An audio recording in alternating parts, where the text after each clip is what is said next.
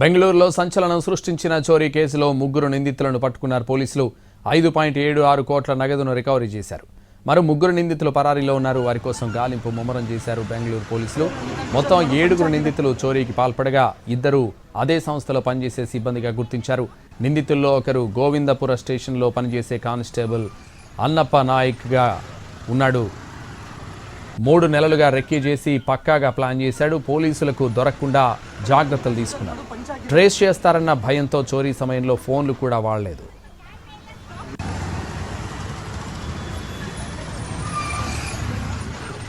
ఈ నెల 19న బెంగళూరు సిలికాన్ సిటీలో ఏటీఎంలో నగదు నింపడానికి వెళుతున్న ఏజెన్సీ వాహనాన్ని అడ్డగించిన దొంగల ముఠా తాము సిబిఐ అధికారులమని చెప్పారు. వాహనాన్ని తనిఖీ చేయాలంటూ వ్యాన్లోని గన్మెన్ ఇతర సిబ్బందిని కిందకు దింపేశారు.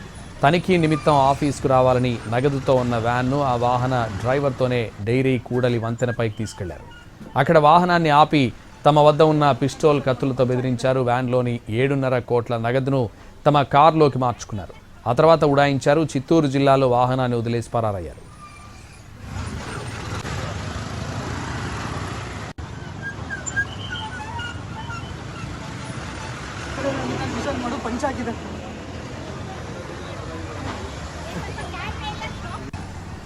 ఈ దోపిడీ కేసులో ఏపీ లింకులు ఉన్నాయని 2 సాఫ్ట్వేర్ ఇంజనీర్లు కూడా ఈ చోరీలో పాల్గొన్నారని అనుమానించిన కర్ణాటక పోలీసులు ఆ దిశగానే దర్యాప్తు ముమ్మరం చేశారు.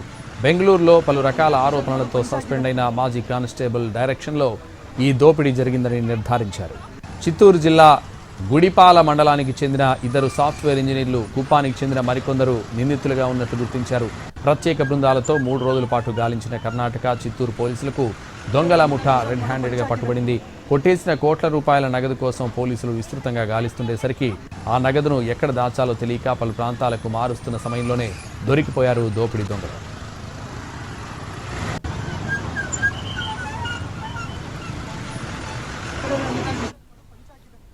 బెంగళూరు పోలీస్ కమిషనర్ శ్రీమంత్ కుమార్ సింగ్ స్వయంగా దర్యాప్తును పర్యవేక్షించారు.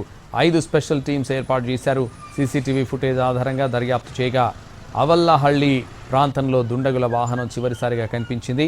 గుడిపాల మీదుగా చిత్తపార గ్రామానికి వెళ్లి కొద్దిసేపటి తర్వాత తిరిగి వచ్చినట్లు నిర్ధారించారు. దీంతో ఈ భారీ రాబరీ కేసులో చిత్తపార, ఆ సమీప గ్రామాల వ్యక్తుల ప్రమేయం ఉండొచ్చని అనుమానించారు. ఈ అనుమానంతోనే కర్ణాటక పోలీసులు చిత్తూరు జిల్లా పోలీసులతో కలిసి చిత్తపార గ్రామంలో తనిఖీలు చేశారు. అప్పటికే ఓ ఇంట్లో రహస్య ప్రదేశంలో నగదును దాచిపెట్టారు నిందితులు. 2 రోజుల పాటు నగదును పలు ప్రాంతాలకు మార్చిన దొంగలు చివరికి నవీన్ అనే యువకుడి ఇంట్లో పెద్ద మొత్తంలో నగదును ఉంచారు. నవీన్ ఇంట్లో నగదును గుర్తించి స్వాధీనం చేసుకున్నారు పోలీసులు.